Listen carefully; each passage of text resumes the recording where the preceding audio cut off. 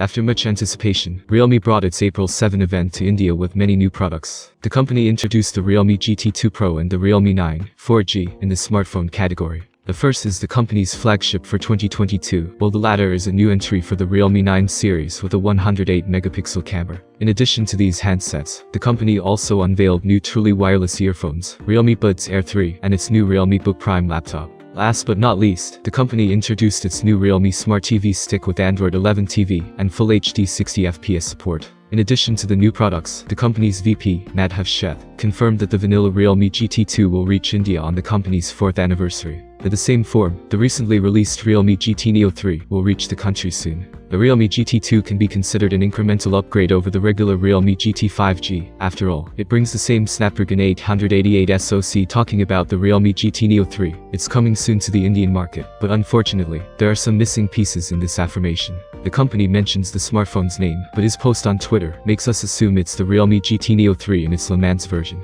There is some mystery going on when it comes to the Realme GT Neo 3 release in India. After all, there are strong rumors suggesting that the upcoming OnePlus 10R will be a rebranded Realme GT Neo 3. The OnePlus 10R is coming to the Indian market, or at least, there is a strong chance as the OnePlus 9R and 9RT were exclusive to India and China. We don't know exactly what will be OnePlus and Realme strategies with this package of specifications. Perhaps, there will be subtle differences allowing for both companies to bring their devices to India. The Realme GT Neo 3 is a strong contender for the market due to appealing specs. The device has the newest MediaTek Dimensity 8100 chip with ARM Cortex-A78 cores and a powerful Mali G610 GPU. The phone brings a 6.7-inch Full HD Plus AMOLED display with a 120Hz refresh rate. An interesting fact, it's the first Realme phone with a centered punch hole. There is a triple camera setup. It comes with a primary 50-megapixel camera, an 8-megapixel ultra-wide snapper, and a 2-megapixel depth sensor. The phone comes in two variants. One has a 5000 mAh battery and charges at an 80-watt rate. Meanwhile, there is a 150-watt charging variant which cuts the battery size to 4500 mAh.